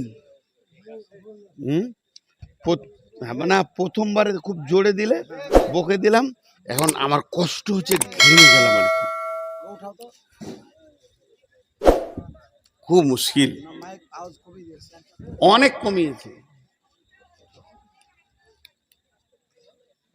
ভাইয়া কেউ উঠবেন না, আমি একদম 10 মিনিটের মধ্যে ছেড়ে দিব। এই আয়াতটা তর্জমা খালি শুনেলেন, খালি তর্জমা, আমি তাফসীর করব না, তাও বলছি। ইয়া আইয়ুহাল্লাযীনা আমানু হাল আদুল্লুকুম আলা তিজারাতিন তুনজিকুম মিন আযাবিন আলীম, হে ঈমানদারেরা, তোমাদেরকে কি আমি এমন একটা ব্যবসা শিখিয়ে দেব না যে ব্যবসাটা করলে তোমরা আযাবে আলিম থেকে বেঁচে যাবে, ওই ব্যবসাটা হলো তিনটে জিনিস। এক নম্বর হলো তুমিনুনা বিল্লাহি, দু নম্বরে হলো ওয়া রাসূলিহি, তিন নম্বরে হলো ওয়া তুজাহিদুনা ফি সাবিলিল্লাহ। প্রথমে তোমরা আল্লাহর উপরে ঈমান আনো, আল্লাহকে আপন সঙ্গী বানাও। আর দ্বিতীয় নম্বর হলো আমার রসুলকে চেহারাতে নিয়ে এসো, দাড়িতে, টুপিতে, পাঞ্জাবিতে, চলাতে, বসাতে, খাওয়াতে, পেশাবে, পায়খানায়, শোয়াতে, উঠাতে, বসাতে নবীজিকে আদর্শটা গ্রহণ করো। আর তিন নম্বর ওয়া তুজাহিদুনা ফি সাবিলিল্লাহ, আল্লাহর রাস্তায় তুমি মেহনতে বেরিয়ে যাও, জিহাদে বেরিয়ে যাও, দিনকে আগে বাড়ানোর জন্যে। তালিকুম খায়রুল লাকুম ইন কুনতুম তা'লামুন, এটা যদি তোমরা জানতে তোমাদের জন্য ভালো, এটা যদি তোমরা জানতে। অতএব এই তিনটে কাজ আমাদেরকে করতে হবে। প্রথমে আল্লাহর উপরে ঈমান আনতে হবে, আল্লাহর পায়ে মাথা নামিয়ে ডুকরে ডুকরে কাঁদতে হবে, হে আল্লাহ তোমার সঙ্গে বেয়াদবি করেছে, অনেক দূরে চলে গেছে। আল্লাহ বলছেন জাহারাল ফাসাদু ফিল বাররি ওয়াল বাহরি বিমা কাসাবাত আইদিন নাস, জলে স্থলে যত রকম বিপর্যয় আসবে মানুষ তোমার হাতের কামাই, তোমরা যেমন করবে ওই রকম ফল আসবে। সূরা ফাতিহাতে আছে ইয়াকা নাবুদু ওয়া ইয়াকা নাস্তাঈন। ইয়াকা নাবুদুটা হচ্ছে নিচে থেকে উপর দিকে যাবে, আর ওই ইয়াকা নাস্তাঈনটা হচ্ছে উপর থেকে নিচে আসবে। আমরা নামাজে বলছি তোমারই ইবাদত করে, তার মানে বান্দার কাছ থেকে আমল আল্লাহর কাছে যাবে। তোমারই ইবাদত করি, বান্দার কাছ থেকে আমল আল্লাহর কাছে যাবে। বান্দা যেমন যেমন যেমন যেমন আমল পাঠাবে। আর দ্বিতীয়টা তারপরে হচ্ছে ওয়া ইয়াকা নাস্তাঈন, তোমারই সাহায্য চায়। এখান থেকে আমল যদি ভালো যায় ভালো সাহায্য আসবে, এখান থেকে আমল যদি খারাপ যায় খারাপ সাহায্য আসবে। সূরা ফাতিহাই বলে দিচ্ছে তুমি যেমন আমল পাঠাবে ওই রকম সাহায্য পাবে। আল্লাহ রসুল কিয়ামতের আলামত বলতে গিয়ে বলেছেন তুআল্লিমা লিগাইরিদ দ্বীন, আপনারা একবারে জবান খুলে সমস্ত লোককে শোনার মতো উত্তর দিবেন। যতগুলি মিশন চলছে আল্লাহ রসুল বলছেন এমন একটা দিন আসবে সলিড যেখানে শিক্ষা হয়, তার থেকে দুনিয়ার শিক্ষার পেছনে মানুষ দৌড়বে। আজকে হজবিডাঙ্গার মাদ্রাসাটার কত বয়স হলো কাগজে একটা লিখেন, আর এই পাশে যে মিশনগুলো হচ্ছে কদিনকার বয়স হলো লিখেন। আজকে মিশনে 15,000 টাকা মাস দিয়ে আর 25,000 টাকা ভর্তি, গোপনে সেক্রেটারিকে আরও 20,000 টাকা দিয়ে কত কলা কীর্তন সব খবর আমাদের কাছে আছে, দিয়ে ছেলেকে পড়াচ্ছে। আর মাদ্রাসায় যাকে পড়াচ্ছে খালি একবার সেক্রেটারি বলে দেখ যে মাসে 6,000 লাগবে, ও ছেলে ঘরে চলে যাবে। তখন ওসর খা, ফেতরা খা, জাকাত খা, বাইতুল মাল খা, মাদ্রাসায় খরচায় খেলেন, কেউ দিবে না। আর মার কি সাধে আসছে গো, মার কি সাধে আসছে। গিরিল মিস্ত্রিকে দেখেছেন, গিরিল লোহার গিল যারা তৈরি করে ওদের হাতে একটা হাতুড়ি থাকে, এমনি করে দেখবে বারটাকে, যেখানেই টানা আছে ফটাঙ্ক মারবে। এখন বিজেপিকে গ্রিল মিস্ত্রি তৈরি করেছে আল্লাহ, আর আমাদেরকে বার তৈরি করেছে। পিটা খালি পিটা, যেখানে টানা দেখবি ওখানেই পিটাও, হাঁটু ভেঙে দেওয়ার সোজা করা শেষ। আমরা কত পার্সেন্ট কোরআনের সাথে আমাদের জিন্দেগি মেল আছে? আমি আর কোরআন কত পার্সেন্ট মেল আছে? 100-তে 5%। বাংলাদেশে একটা ছেলে উঠে বলেছিল হুজুর 5% হবে, তাই যদি হয় তাহলে 95% কোরআনের বাইরে হাঁটছি আমরা। মার কি সাদে আসছে, সুবহানাল্লাহ। হজবিডাঙ্গার লোক খুব কষ্টতে আছে। এই যে এত মুখ চলা মেয়ে নিয়ে আপনারা সংসার করছেন গো, কি কষ্টে আছে আল্লাহ জানে। আহা ভাইরে, আমি গরিব মানুষ, নাহলে সবাইকে 2টা করে জিলাপি খাওয়াতাম। এত কষ্টে আছেন আপনারা, এইভাবে ঘরেও বকে তো। ওই লেগি বেটা ছেলেগুলো রোডে দেখতে পাই বেশি, গাড়ি নিয়ে দিকে যাই তো ঘরে থাকবে কেন? এই যে মেশিন চলছে, বেশিক্ষণ তো টিকতে দিবে না। আল্লাহ, খুশি কত, হ্যাঁ খুশি কত, স্বামীকে হারিয়েছে তার খুশি। হে আল্লাহ, এক আজীব জিনিস। এক চান্সে মাল এনে কেউ রাজি করতে পারবে না। হাজি, হাটে আমিও যাই, সবজি কিনে খাই, আপনারা যেমন খান আমিও খাই। তো বেগুন, শসা, টমেটোর, আলু, পেঁয়াজ সবাই হাত দিয়ে দিয়ে দেখে কিনা। আমার ভাই ওইটা হয় না। আমার কিছুগুলো পরিচিত আছে আমার সবজি হাটে, এটা দাও, এটা 500 দাও, এটা 1 কেজি দাও, এটা 2 কেজি দাও, এটা পেঁয়াজ দাও। ও হিন্দুদের ছেলে, কাকু কাকু করে, কাকু আর কি দিব, আর কি দিলে কত হলো রে বল, বলছি 200 টাকা, 280 কি 250, একটা হিসাব করে বলে দেয়, দিলাম, চলে এলাম। হাট আমি ভালো এনেছি, জানে যে লেড়ে দেখবে না, দামও করবে না, তা ভালো মালটাই আমাকে দিয়েছে। তো মেয়েরা তো ভুল দেখবি, খুঁজেই পাবে ভুল আর কি। হাট নেমে ঘরে নামিয়েছি, বেগুনটাকে শুরু করে দিলে। আপনাদের ঘরে যে জিনিস আমার ঘরেও সেই জিনিস। ভাবেন না যে মৌলবীর ঘরেটা ভালো। হ্যাঁ, খালি ভুল দেখছে, বুঝছেন? হাজি সাহেব নিজের লোক, শুনেন, খালি হচ্ছে এইটা ভুল, এইটা ভুল। তুমি ভালো হাট আনতে পারো না। শেষ রেজাল্ট দিলে আমাকে, শেষ রেজাল্টটা কি দিলে, তুমি ভালো হাট আনতে পারো না। তো আমি হালকা করে বললাম, বেটি আছে, জামাই নাই, আরও আছে, হালকা করে বললাম যে তোমাকে যখন বিয়ে করেছিলাম তখনই ভাবতে হতো চয়েসে আর খারাপ, তাহলে আর জীবনে ভালো কোথাও পাবে। তো হিসাব ছাড়া গল্প করছে। তো আজকে টোটাল বক্তব্যটা আপনাদেরকে 1 মিনিটে শোনাবো। যেটা ছিল সমস্যা, আর একটা হলো সমাধান। সমস্যাটাকে এক কথায় বলছি, আমরা আল্লাহর কাছ থেকে সরে গেছি, এটাই হলো সমস্যা। আমরা আল্লাহর কাছ থেকে সরে গেছি, এটাই হলো সমস্যা। আমরা আল্লাহর কাছ থেকে সরে গেছি, এটাই হলো সমস্যা। আর সমাধান হলো ফালিয়াবুদু রব্ব হাযাল বাইত আল্লাযী আত'আমাহুম মিন জু'ইন ওয়া আমানাহুম মিন খাউফ। আল্লাহর কাছে এসে তওবা করে সমস্ত গুনাহকে, হারামকে ছেড়ে দিয়ে 5 ওয়াক্তের নামাজি হয়ে যান। আল্লাহ রাতারাতি সমস্ত নিয়মকে চেঞ্জ করে দেবেন। পারবেন কি পারবেন না? আল্লাহকে ব্যালট লাগবে না, ভোট লাগবে না, ইলেকশন লাগবে না, রাতারাতি চেঞ্জ করে দিবেন। জি ভাইরা আমার, আল্লাহ করেছেন, আল্লাহ করেছেন। আল্লাহর কাছে কোনো জিনিসে কমি নেই। ইন্নাল্লাহা আলা কুল্লি শাইইন কাদির। আল্লাহ হলেন সমস্ত জিনিসের উপরে ক্ষমতাবান। আজকে রাত্রিতে শুনবেন যে আমাদের দেশের মাননীয় প্রধানমন্ত্রী পিএম রয়েছে নরেন্দ্র মোদি। আবার আগামীকাল সকালে শুনবেন নরেন্দ্র মোদিকে আল্লাহ হেদায়েত দিয়ে দিয়েছে, কালেমা পড়েছে, শাহাদাত গ্রহণ করেছে। এই হেদায়েতটা দিতে ইন্নাকা লা তাহদি মান আহবাবতা ওয়ালাকিন্না আল্লাহ ইয়াহদি মান ইয়াশা। যখন যে বাহরাইনের সম্রাটের কাছে 30 জন সাহাবী গেল, কালেমার দাওয়াত নিয়ে হুঙ্কার দিল এবং বলল, প্রহরী এদের 30 জনকে বেঁধে দাও।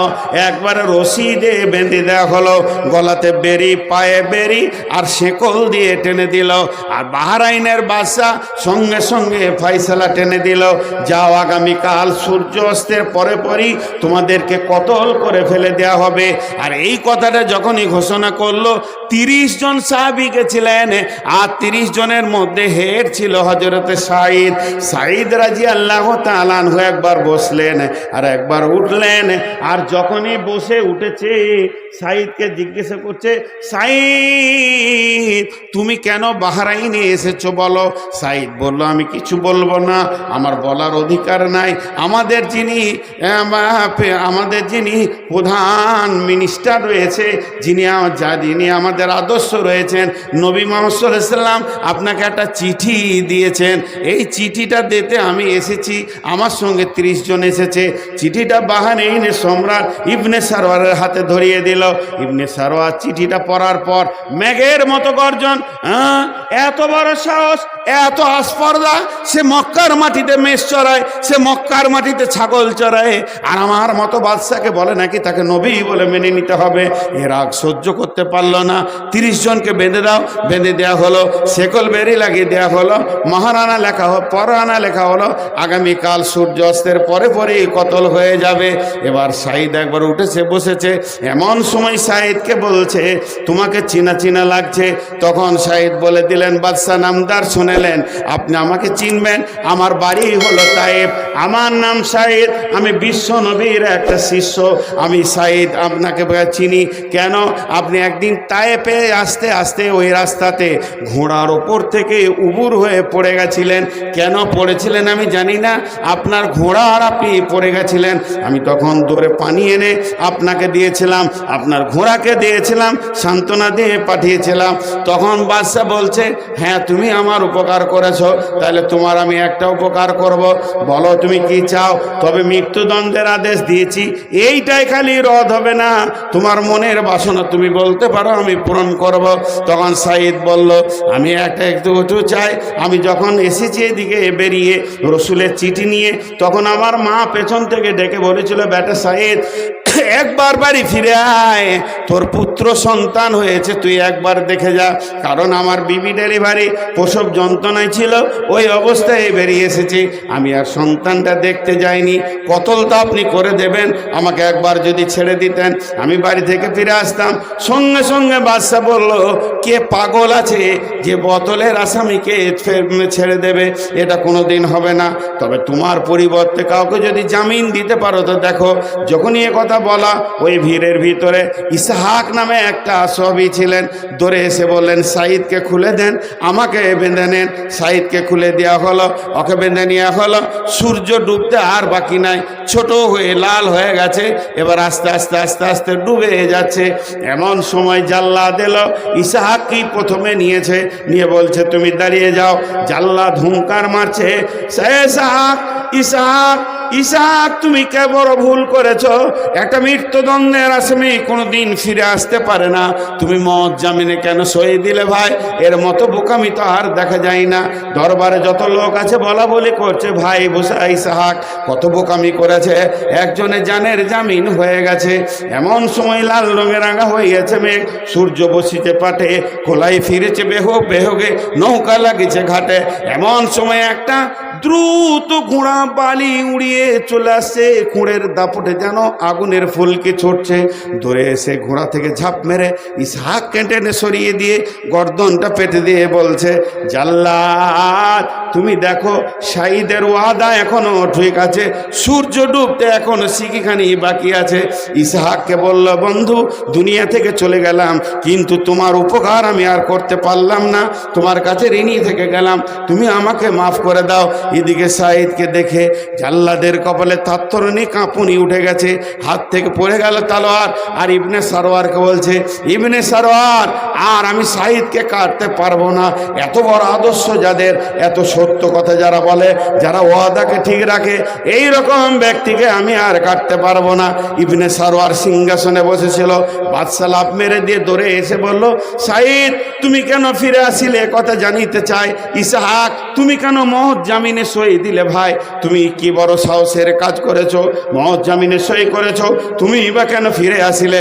দুজনা কথা বলতে লাগলো, বলতে বলতে শেষ কথা বলল, আমরা মুসলমান, আমরা মুনাফিক নই, আমরা একটা সত্যকে প্রতিষ্ঠিত করার জন্যে শত শত জানকে কতল করে দিই, আমরা মিথ্যার আশ্রয় নিব না, আমরা মিথ্যা বলবো না, আমরা জীবনে ধোঁকা দিব না।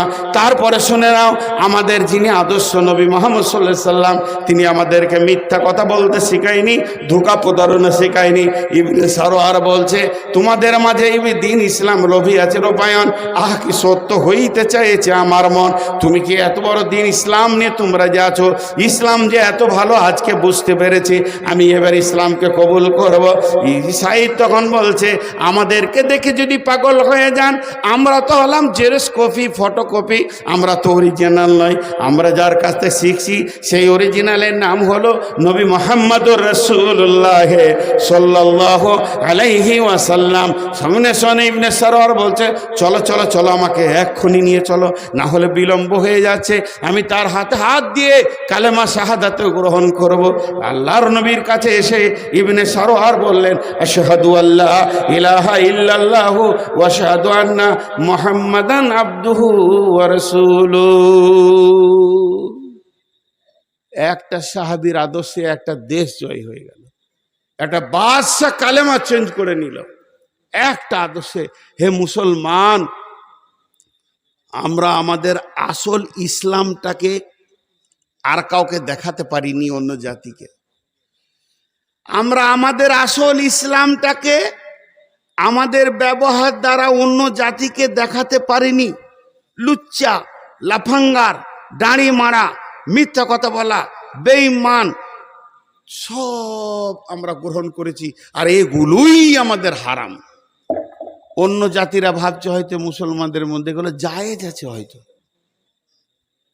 আমাদের ব্যবহার অন্য জাতিকে ইসলাম ভুল শিখিয়েছে। সর্বোপরি আপনাদের কাছে আমি একটা কথা বলছি, যতগুলো লোক বসে আছেন আমার হাতের দিকে তাকান। কেউ আমার ছেলের বয়সে বাপজি, যিনি আমার বড় বাপ, বাপের বয়সে তাকে আব্বা বলছি, যিনি আমার বয়সে বন্ধু, 3টে মিনিট উঠিয়েন না।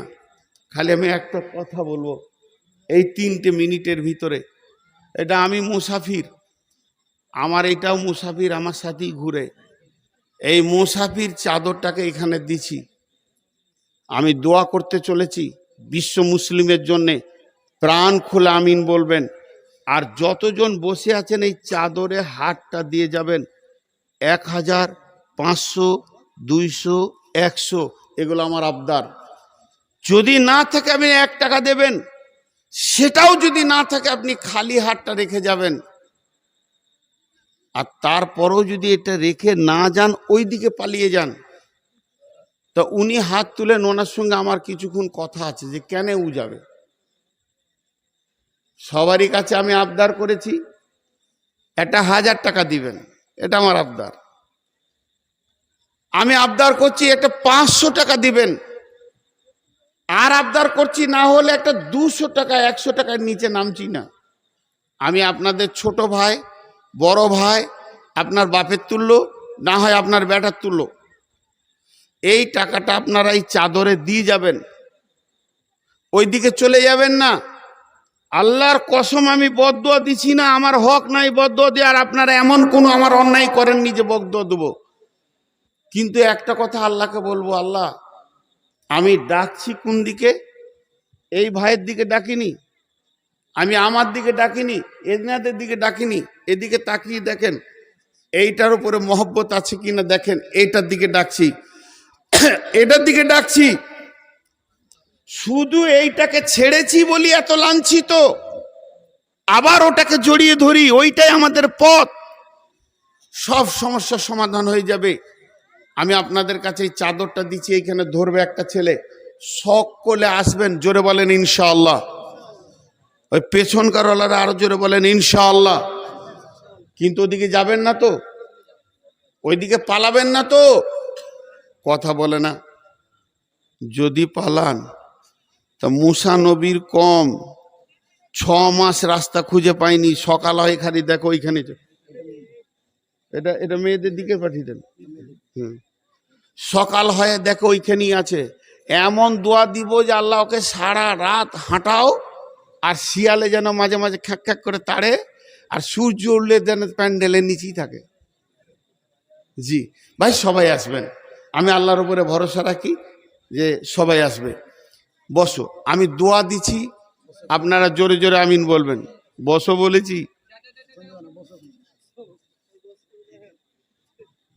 বসতে কি মন চায়? এইখানে দাঁড়াবে, এখানে, এই সামনে, ওই যে এখন নয়, 1 মিনিট। সকলে বুঝে বুঝে আমিন বলেন। এই আল্লাহ, আমাদের সন্ধ্যা থেকে এই পর্যন্ত যতগুলো কোরআন হাদিসের কথা হলো তুমি মানার তৌফিক দাও। এই আল্লাহ, আমি সহ আমাদের সমস্ত মুসলমান ভাই, কি হলো তাহলে আপনারা করেন, আমি ছেড়ে দিই। বেশি বুঝছে, এখানে আসলে বেশি দিবে, আমার সামনে আসলে আমি একটা চাদর দিচ্ছি, একটা চাদর থাকবে, একজনা চলে যাবেন না ভাই, হাত দুটো ধরে বলছি, দ্বিতীয় কোনো চাদরে দেবেন না, আর এক জায়গায় আমার সামনে দেবেন, আমি তো দোয়া দিব আপনাদেরকে। আল্লাহর কেউ পালাবেন কি বলেন? বলেন ইনশাআল্লাহ পালাবেন না। এই আল্লাহ, বিশেষ করে পশ্চিমবঙ্গে মুসলমানদের উপরে বেঈমানদের একটা অত্যাচার চলছে, তুমি সমস্ত সমস্যা সমাধানকারী সমাধান করে দাও। সেই বেঈমানদের জন্য প্রথম দোয়া দিচ্ছি, আল্লাহ তুমি ওদের জন্য হেদায়েতের দরজা খুলে দিয়ে আমাদের দলভুক্ত ভাই করে দাও। যদি তোমার কলমে হেদায়েত না থাকে, দৃষ্টান্তমূলক সাজা দিয়ে দুনিয়া থেকে সরিয়ে দাও। মুসলমানদের রাস্তা আল্লাহ তুমি ক্লিয়ার করে দাও। আল্লাহ, তুমি মুসা নবীকে পানিতে জায়গা দিয়েছো, ইব্রাহিমকে আগুনে রেখেছো, তুমি সেই আল্লাহ। আজকের পশ্চিমবঙ্গের মুসলমানদের উপরে ওই রকম অত্যাচার চলছে। আমরা পাপ করেছি, আমরা গুনাহ করেছি, আমরা তোমার হুকুমের বাইরে চলেছি, তবু আমাদের একটা দাবি, আমরা তোমারই গোলাম, তুমি ছাড়া কাউকে সাজদা করি না। তো আমাদের পাপের দিকে আল্লাহ তুমি তাকাইলে সব জাহান্নামে চলে যাব। রাসূল ইসলাম বলেছেন, আমিও আল্লাহ দয়ার প্রত্যাশী, তা আমরা সবাই তোমার দয়ার প্রত্যাশী, পাপ করেছি, তুমি আমাদেরকে শাসন করো, আমাদের ঘাড় ধরে মসজিদে ভরে দাও, কিন্তু বেঈমানদের হাতে আমাদেরকে আল্লাহ তুমি তুলে দিও না। আল্লাহ, তুমি বেঈমানদেরকে দৃষ্টান্তমূলক শাস্তি দাও, মুসলমানদেরকে হেফাজত করো, মুসলমানদের নারীদের হেফাজত করো, মুসলমানদের মালের হেফাজত করো, মুসলমানদের ব্যবসা বাণিজ্যের হেফাজত করো। আমিন বলাটাও পর্যন্ত নাই। এবার আপনাদের কাছে একটা রেজাল্ট চাইছি, এই জাতি বাঁচতে পারবে? আমার দোয়াটা কবুল হোক আর না হোক, এখানে ফেরেশতা আছে আমিন বলছে, ফেরেশতার সঙ্গে আমিন যদি হয়ে যায়, তার দোয়া কবুল হয়ে গেলে সব সমস্যার সমাধান হয়ে যাবে। মুসলমান এটাও চাইছে না। আমিন কেন বলবো? আমিন কেন বলবো? আমার তো একটা মান সম্মান আছে, আমিন বলা যায়। কিন্তু যদি বলা হয় তৃণমূল কংগ্রেস, আল্লাহ বলছে তোর ঠান্ডা কি করে করতে হয় আমি জানি, আর দোয়া দিব না। দোয়া নিচ্ছে না যেখানকার লোক, সেখানে দোয়া দেওয়াটাও ইসলাম থেকে মানা আছে। যে শরীয়ত গ্রহণ করবে না তাকে শরীয়তের কথা বলতে যেও না।